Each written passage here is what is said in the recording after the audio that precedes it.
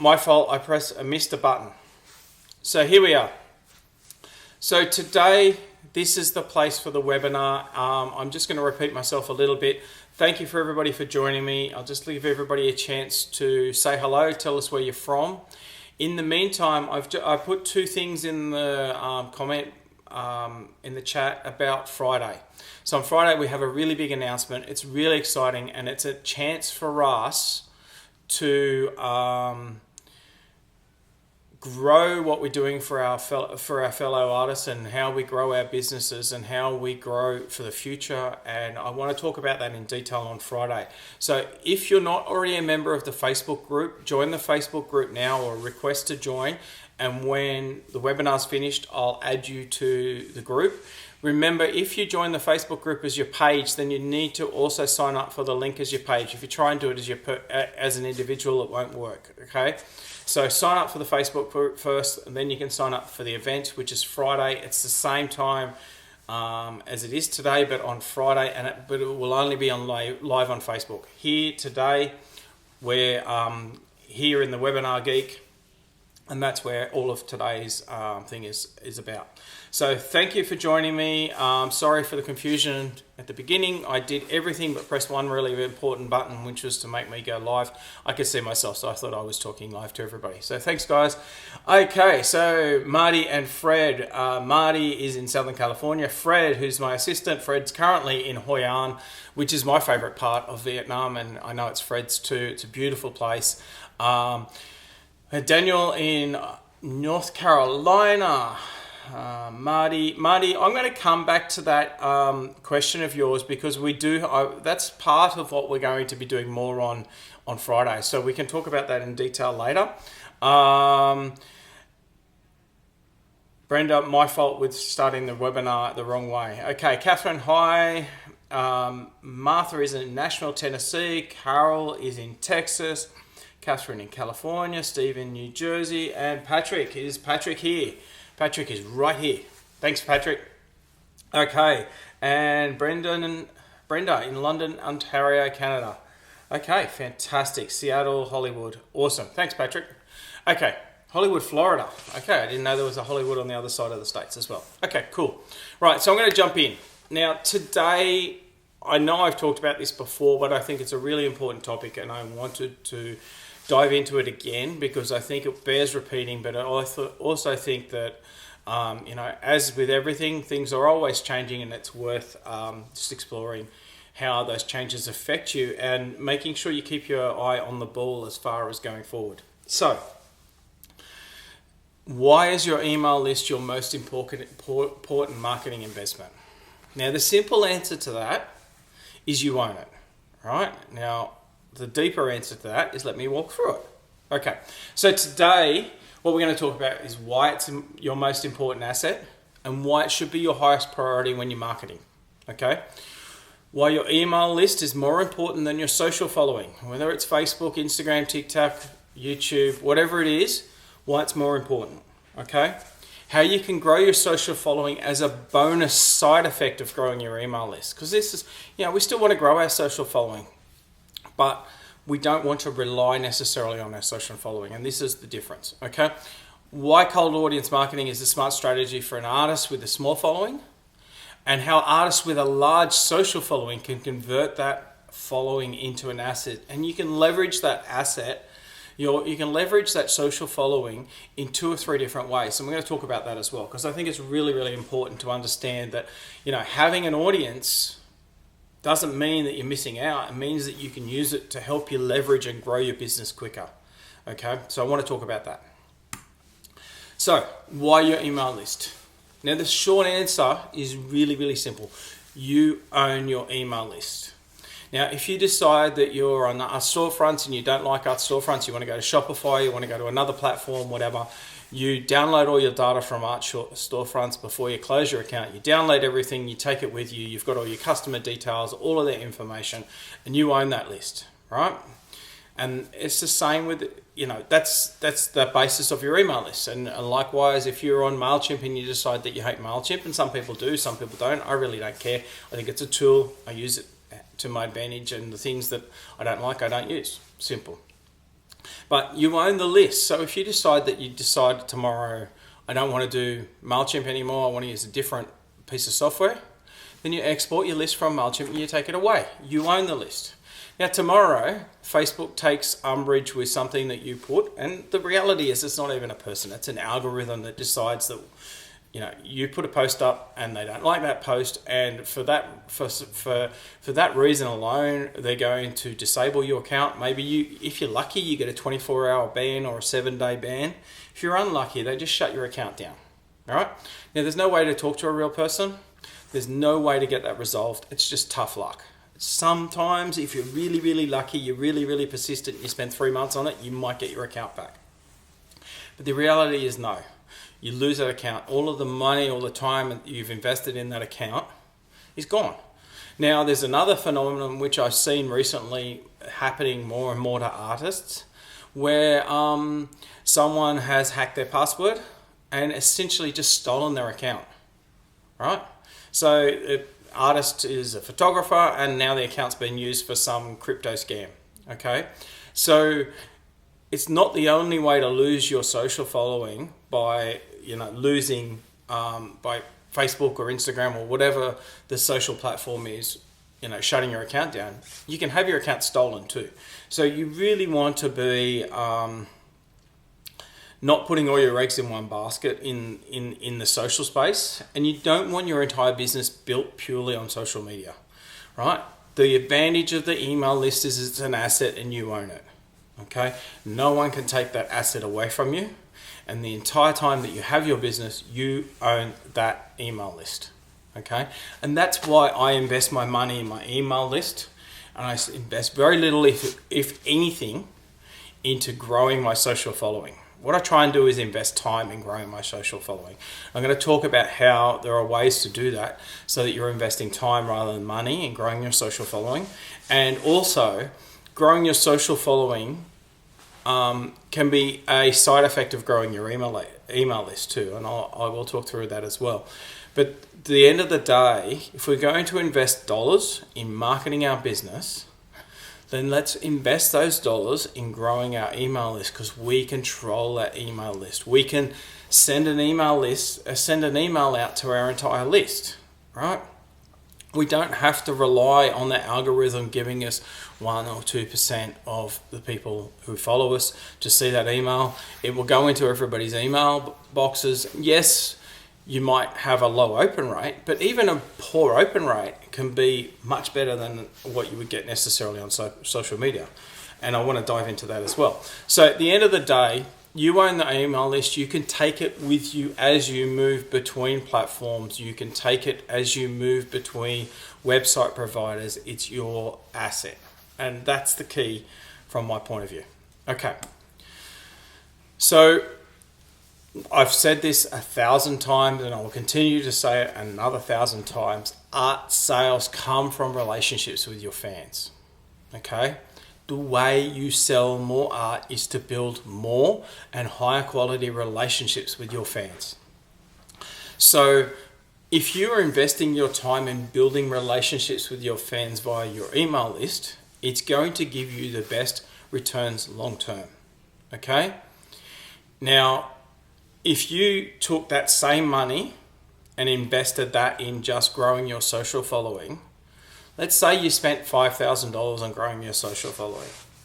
Now, you spent $5,000 growing your social following, you've got to 10,000, or let's say we got to 20,000 people following us on Facebook or Instagram, all right? Tomorrow the account gets blocked, you lose all of that money, all of those fans, and there's no way you can access them, right? So it's gone. Whereas the email list, that's not going to happen, right? You can't lose your access to your email list. You might get booted off a provider, but you get to take your data with you, okay? If you lose your social following, that's the way it's gone. It's just gone, okay? So if you're going to build relationships, focusing on your email list first, and I'm not saying don't use social, because social is a really important tool, right? And it is a tool that we can, as artists, leverage in a really, really good way and help us to grow our business. But what I'm saying is, if you're going to invest money in growing your business, focus on your email list and let the social media be the support for the email list, not the other way around. Okay? So, I've mentioned some of these, but I wanted to just walk through these things specifically. So one, you own the email list, and I think I've talked about that in enough detail to leave it at that. Number two, right? Most of your actual income from online art sales is going to come from the people on your email list. Right? It's not going to come from your Facebook or your Instagram followers. Most of your income is going to come from people on your email list. Now, the question with that is always a question of time and engagement, right? Now, an email list requires nurturing. I've said it only a moment ago. Relationships, right? You can't just have an email list and then not send them an email for 3 months and then send them an email and say, hey, buy stuff. That's not how it works. If you focus on the relationships with your email list, then your sales will grow. If you focus on relationships, 90% of your emails are about relationships and building a relationship by telling stories about you and your work, then you're going to grow your business. All right? If you use your email list just to promote, to sell stuff, then you probably won't grow your business because you're not focusing on the relationships. Okay? Now, number three. You're free to engage with your email list in any way you want, any way you feel comfortable. You're not restricted by the arbitrary rules or the randomly changing rules of social media. Okay? Now, if you've got a really cool video, now I know, here's a good example. So I know some of the artists that I've worked with, and I'm sure there's some artists here that work with maybe portraiture or life images. So life images may include a little bit of nudity, not real nudity, but it's art, and it can include a little tiny bit of nudity, right? Whether it's even just a bare shoulder, sometimes will the algorithm on Facebook will just ban that thing, right?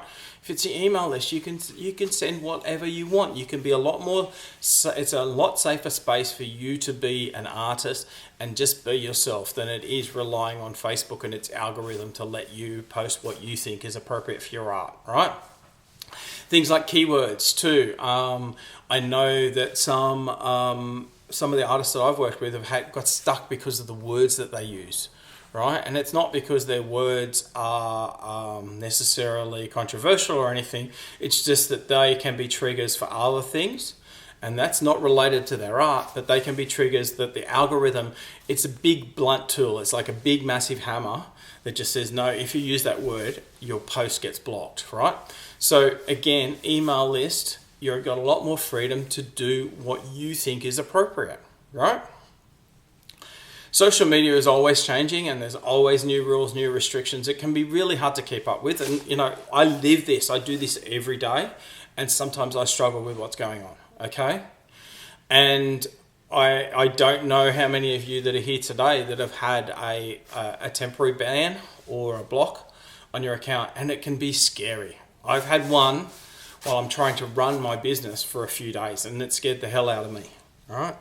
So it is something that you really need to be careful with on social media, what you do and you don't step wrong. So again, if you're relying on your social media to support your business, that's fine. But if it's the only way you market your business, then it can get you into a lot of trouble, right?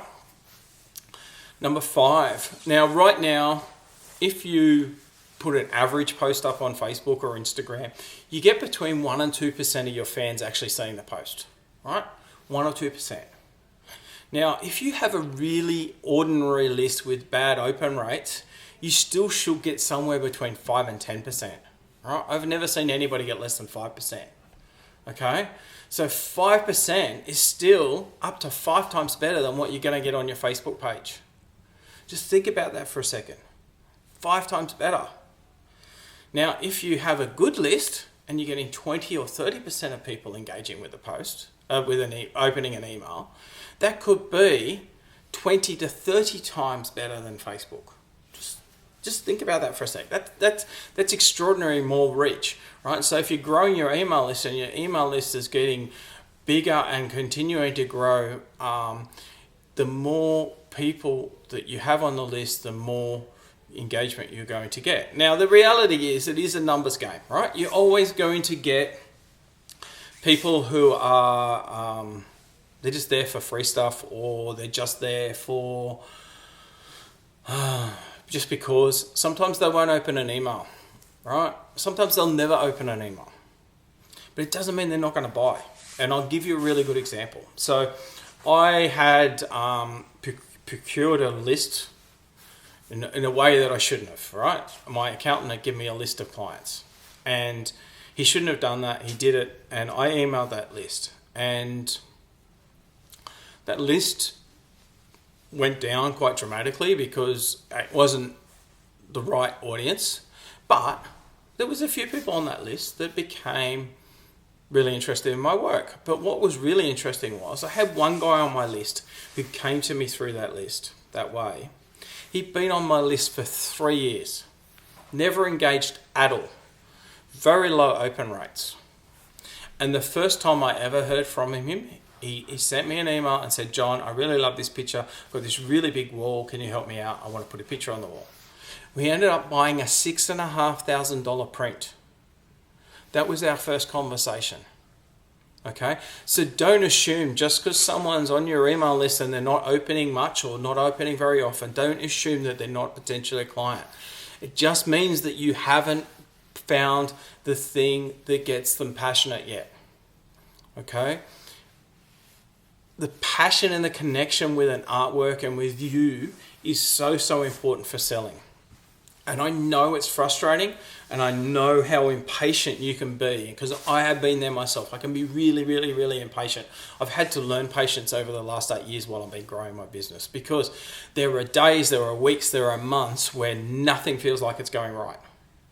And I totally get that because I've been there, and it's awful, right? And I understand exactly where you are when that's happening to you and when you're frustrated. And I get emails all the time from artists who are frustrated.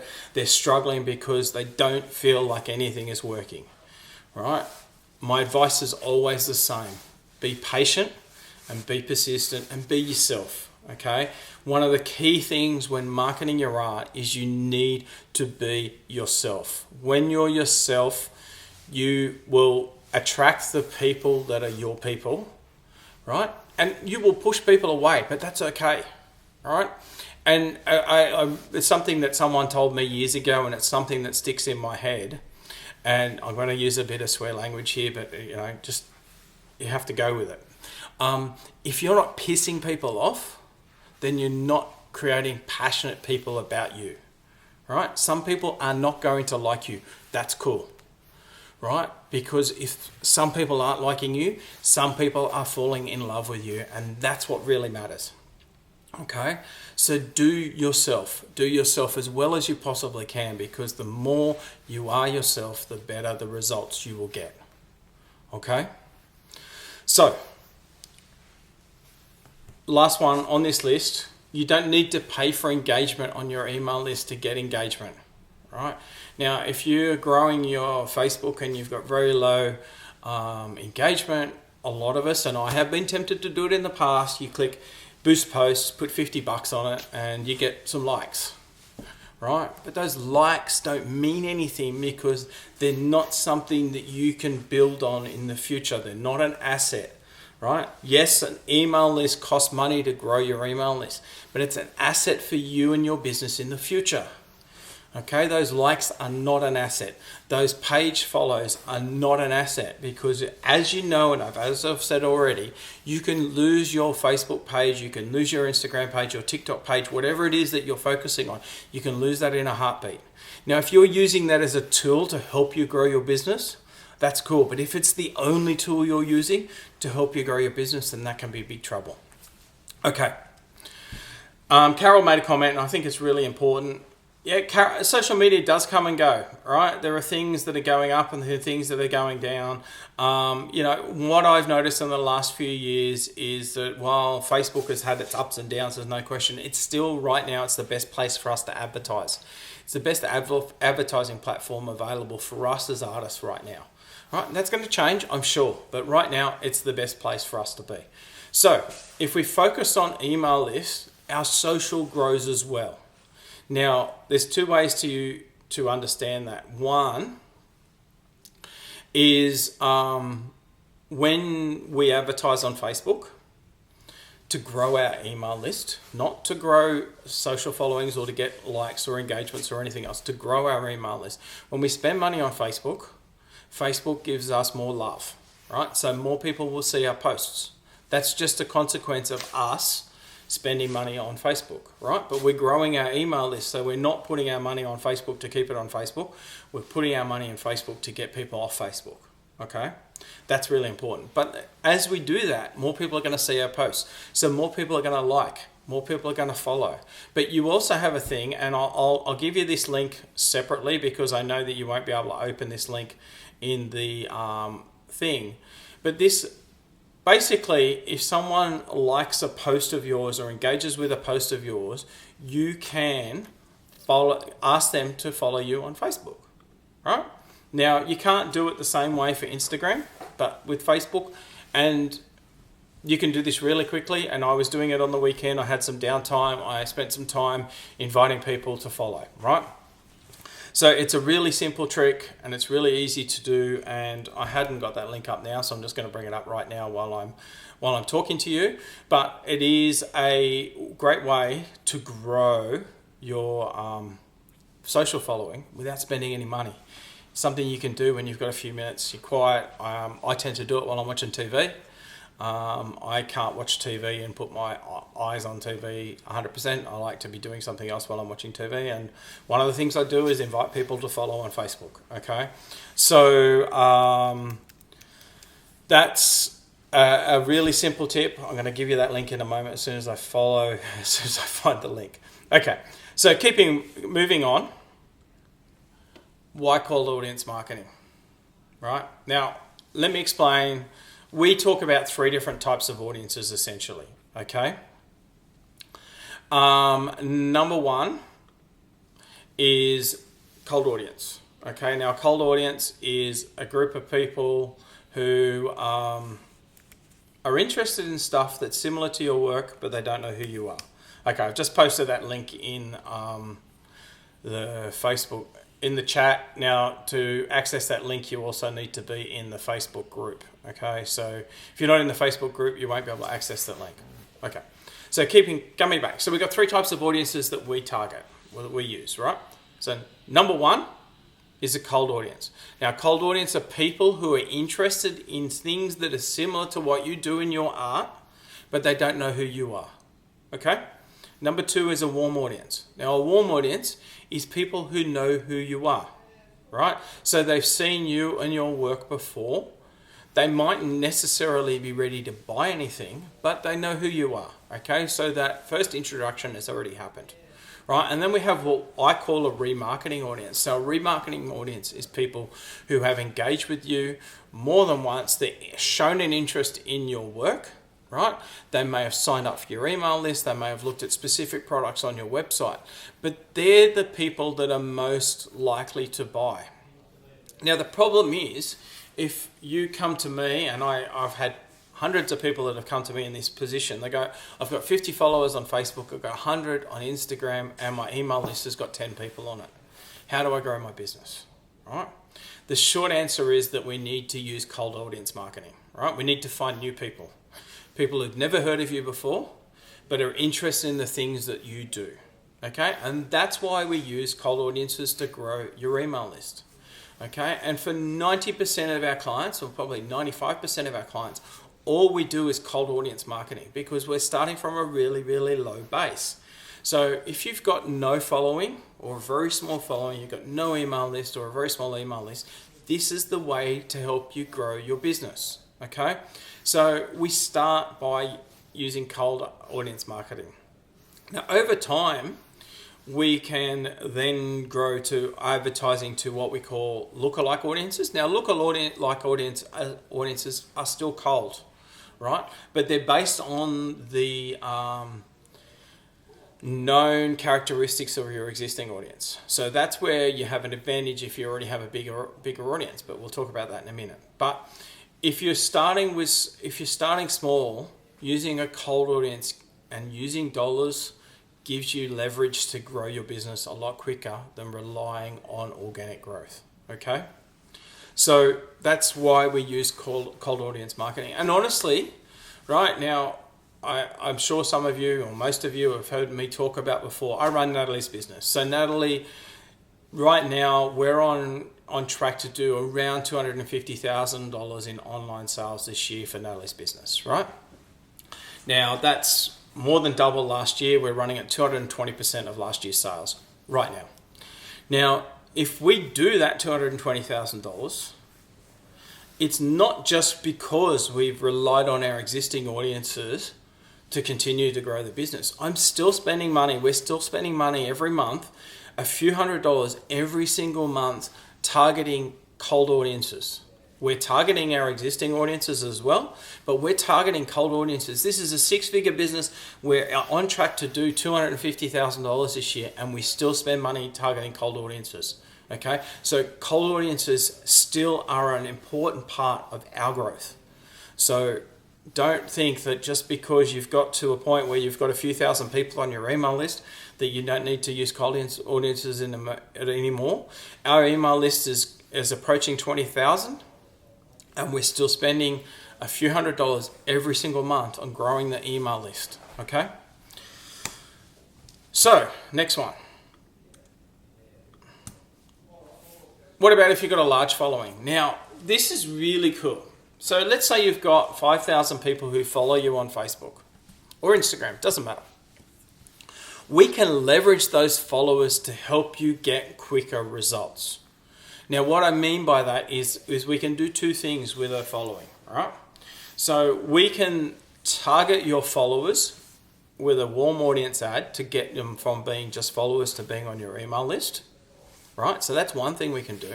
But the other thing, which is really, really cool that we can use Facebook ads for, is we can take your audience, so the 5,000 people who follow you on Instagram or Facebook, we can then create what they call a lookalike audience. So basically it takes all of the characteristics of those 5,000 people, plugs them into our algorithm, and then we create a cold audience based off those 5,000 people to extrapolate that out to 20 odd million people.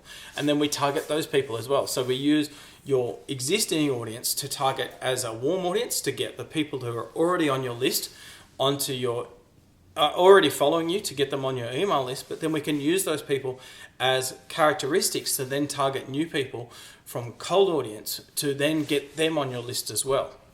So it gives us a double whammy, right? So if you do have a following, then we are able to leverage both your warm audience for growing and getting those people onto your email list, but your warm audience also to help us find new people.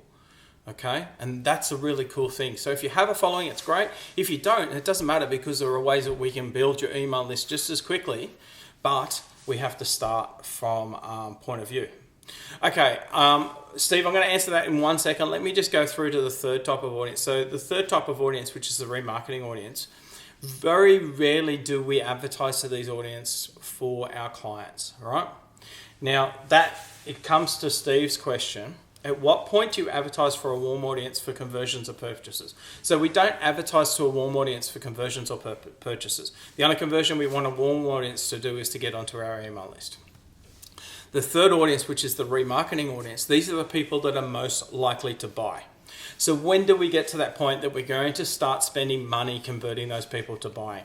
The simple answer to that is if people aren't already buying on your website, right, then there's no point advertising to grow people, get other people to buy. So what we suggest is simple.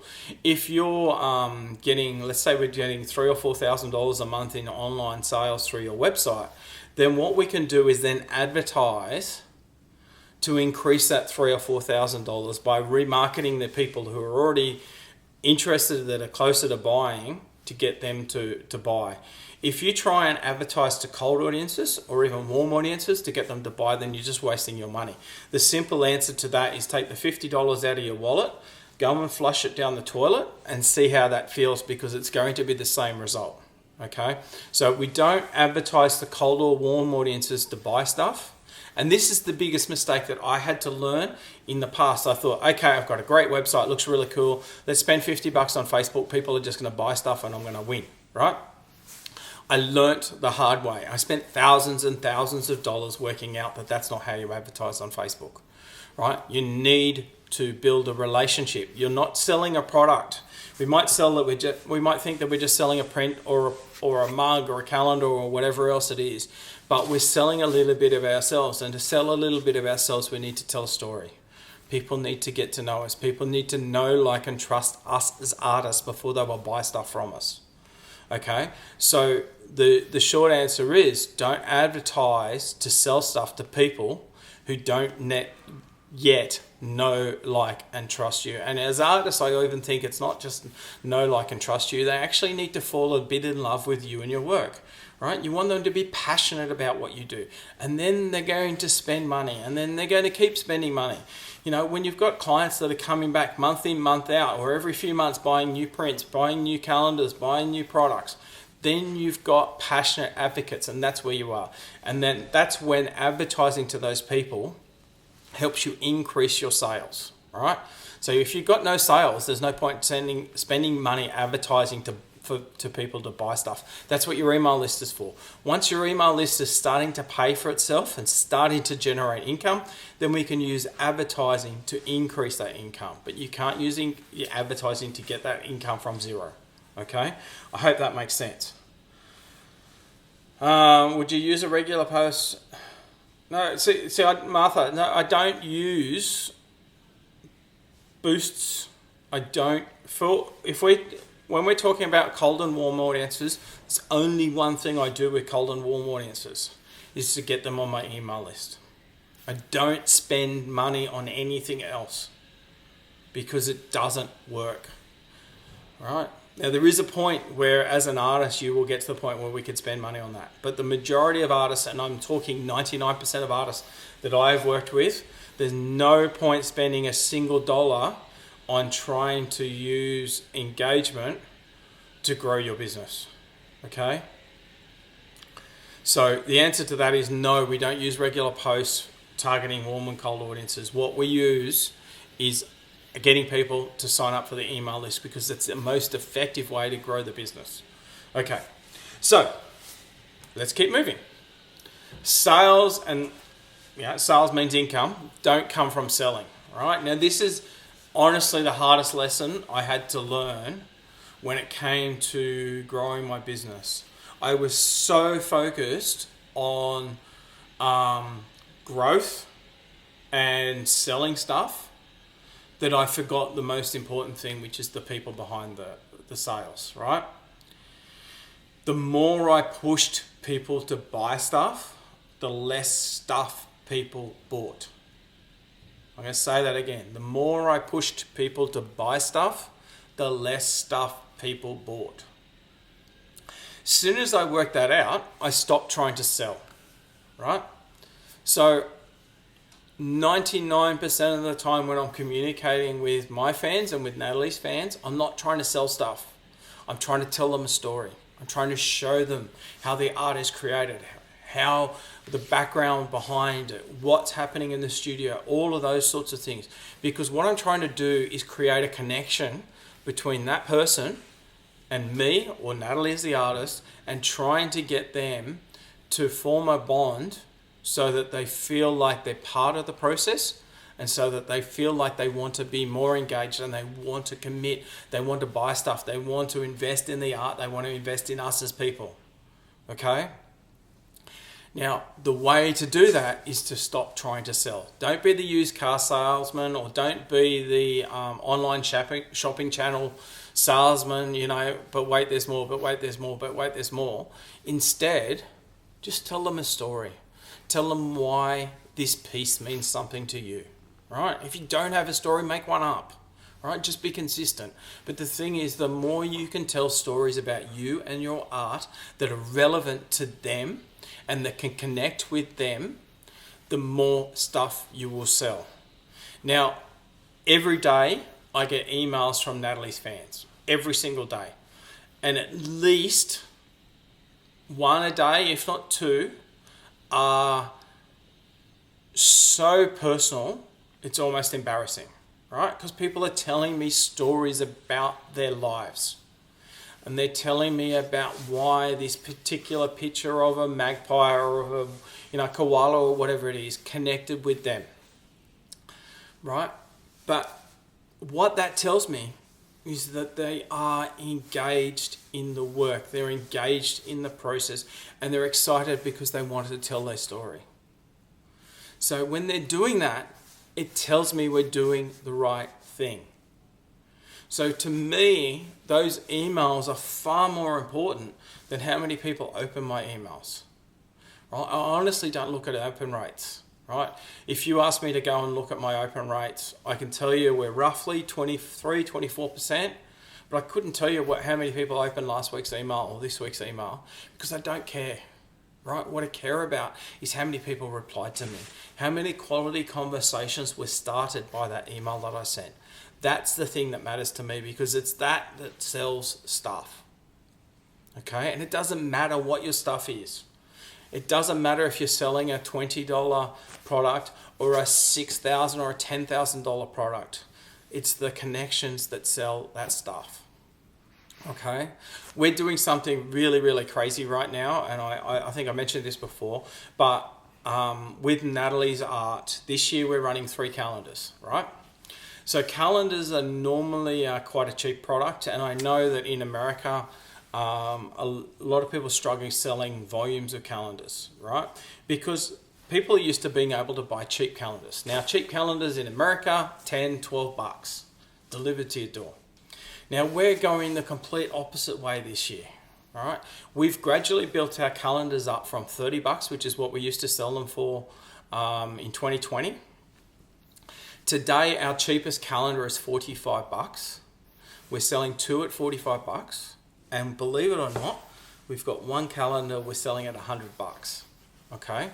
Now, that calendar that we're selling at $100 is a limited edition. We're doing only 100 calendars. Natalie is going to hand sign and hand number all 100. And do you want to know how many are left out of that 100? 22. So we've sold $7,800 worth of calendars since the 1st of June. Today it's the 29th of June here in Australia. So in the last 30 days, we've sold $7,800 in $100 calendars. That's insane. And I love that because what it shows me is that people will buy anything at the right price if they think it means something to them and if they think it's something that they have to have. Right? So create those connections and people will buy stuff. People don't care about the price. We've had a few people saying, I can't afford it, right? But that's kind of the point, right? It's $100. We want it to be special. If we wanted everybody to have it, we'd make it $10, right? But the point is we want it to be special, so we're selling it at $100. And have we had trouble selling them? No. We've sold 78 in the first 29 days. We haven't even printed the calendars. We haven't even finished designing the calendars. All we have is the front cover. Okay, we've sold that many. Overall, we've sold about $15,000 worth of calendars this month, and since the 1st of June, which is when we launched them. Okay, so you can sell if you've got a passionate and excited audience. Okay, so don't try and sell to them. Tell them the story. Show them why they really need to do it. All right. Now, that's everything for today's presentation. If you've got any more questions, I'd love to answer them. But if there's no more questions, then what I want to do is talk a little bit about what's happening on Friday and how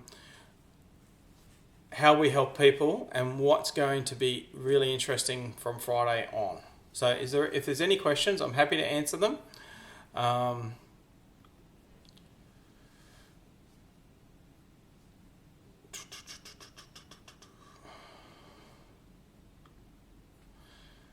Okay.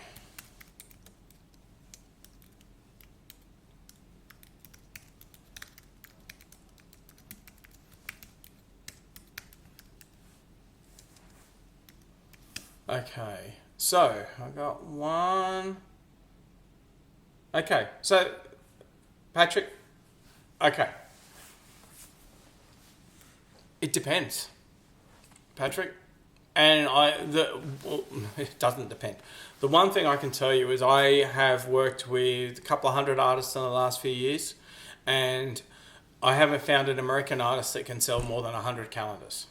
Okay? Now, I know that there are people out there that can, but I haven't seen anybody do any large volumes in calendars. Now, we've done more than 100 calendars in the last few weeks. My plan for this year is to do 100 grand worth of calendars. Okay? $100,000 in sales of calendars. Now, I know that's not realistic in the US. I think in the US you need to find a quality product that you can afford to sell for under $20. So $19.95 or under $30, $29.95, including shipping, that you can put out as your starting product for people. What that is, I don't know. As I'm not in the US, I can't tell you what works best. What I would suggest is you ask that question in Small Wins, Patrick, because it depends, right? Some people are doing really well in card sales. We're selling cards now. Let me just grab one. So we print our own. We use a local printer here. These are, if I get it right, these are cello wrapped, includes an envelope. This is one card at $7.95, including shipping, all right? This is a pack of 5, same thing, 5 cards, cello wrapped. You can see there's 5 designs in there. They're $30, including shipping, right? Tote bags, maybe, Marty. I think the key with these things is you need to find a product that can sell at the right price. I think that a good starting product for people who are dipping their toe in the water and getting to know you as an artist is something that's $20 or $30, certainly under $50. Okay, people will buy something that they think is good value. So it's you finding the right spot. Carol was saying people that they wanted to buy something because they wanted to buy something, so they bought a calendar because it was a good value product. Now, I think that's one of the reasons why we're so successful with calendars. If you think about it, calendars, our $45 calendar, you get 12 artworks for $45. Now, we sell a 6x4. Now, these cards are 5x7, right? We sell 6x4 prints for $50. So a 5x7 card at $8 is good value, right? So we do all right in the cards. They're not our biggest seller. Absolutely, the calendars are our biggest seller, and then after that, we probably do about the same amount of money in prints as we do in calendars. So we'll do, our goal this year is $120,000 worth of calendars, and we'll do the same sort of money in prints, right? So it's roughly 50%. But for me, I think calendars are really important.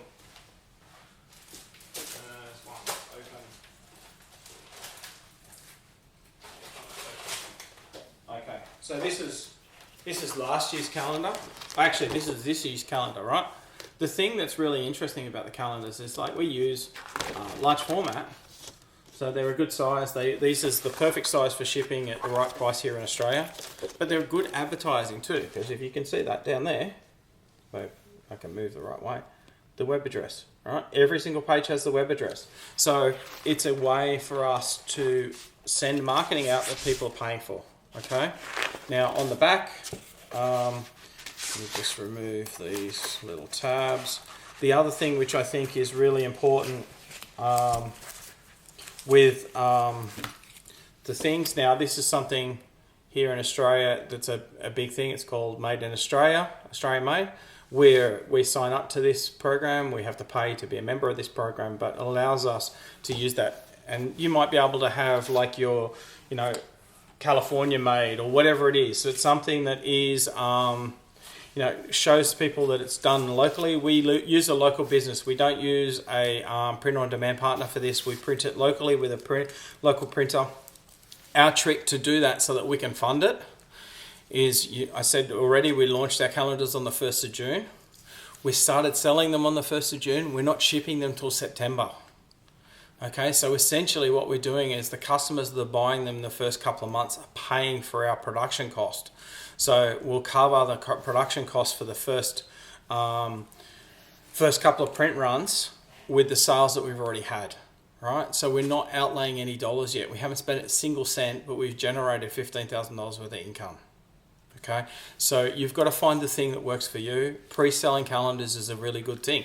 If you think you're going to sell 1,000 calendars, right, and you buy 1,000 calendars, then you've got 1,000 calendars you have to get rid of. If you think you're going to sell 1,000 calendars, but you pre-sell them and you only sell 100, then you can just order 100, and you haven't spent the money on the other 900 that you haven't sold.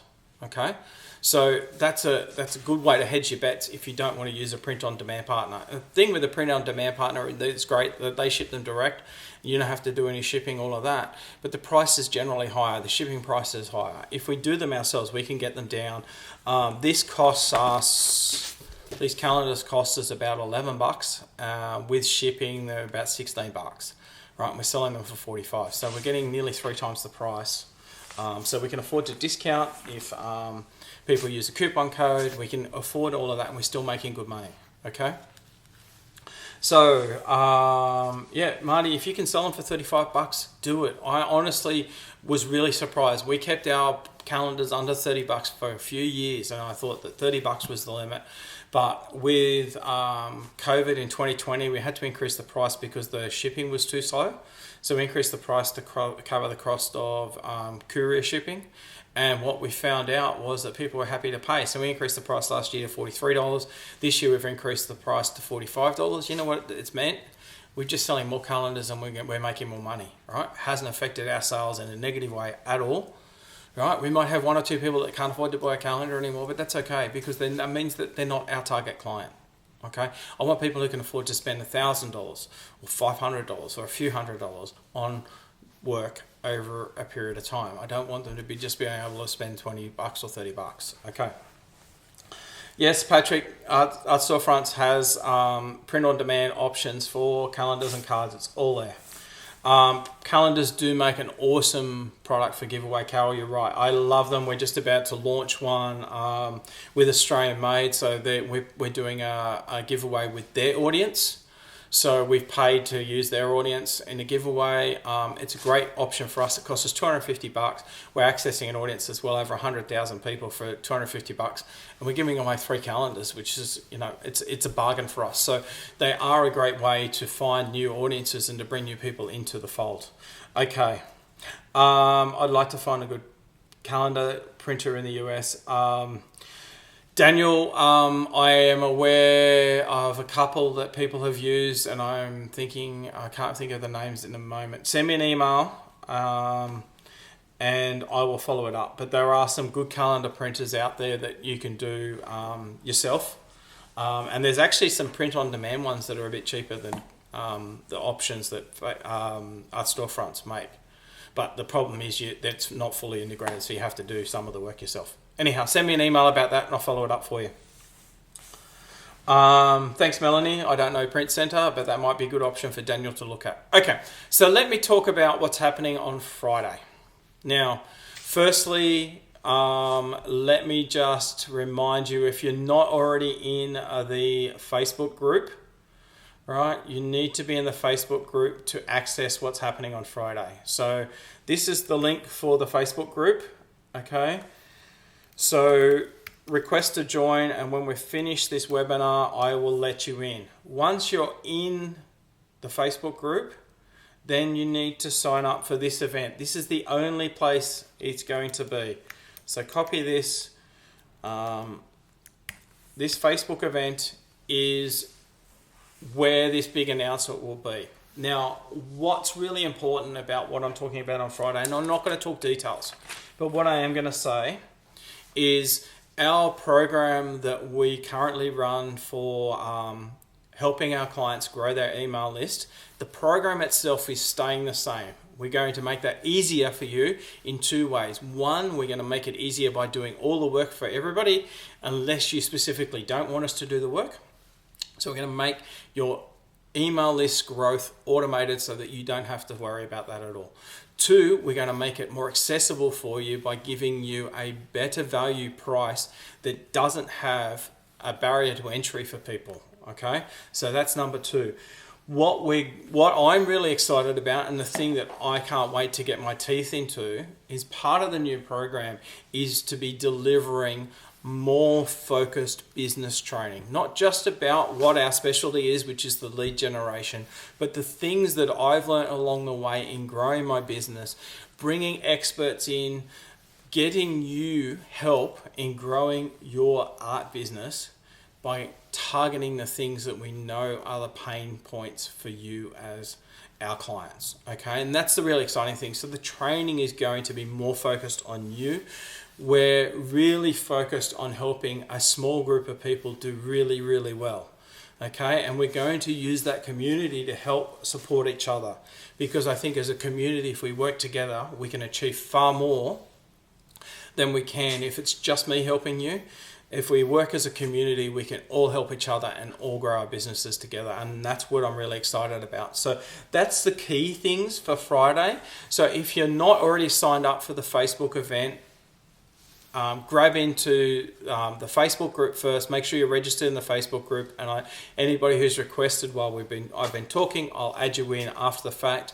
But then after that, sign up for the event. I will put the details of this in the email that I send out later, but certainly the goal for this is really to help you grow your business and to provide as much support as we possibly can while continuing to help you grow your email list. And that's the really exciting thing. So thanks, guys. Thank you for joining me today. I'm really excited about Friday, and I can't wait to tell you more details about this on Friday. I will follow up later today if I can get the uploads. The uploads have been slow lately, but once I've got the videos uploaded for the replay today, I'll send an email out. So thank you so much. Have a great day, and I look forward to seeing you all again on Friday morning, my time, which is Thursday evening for you in the States. Thanks, guys. You have a lovely evening. Thanks a lot. Bye-bye.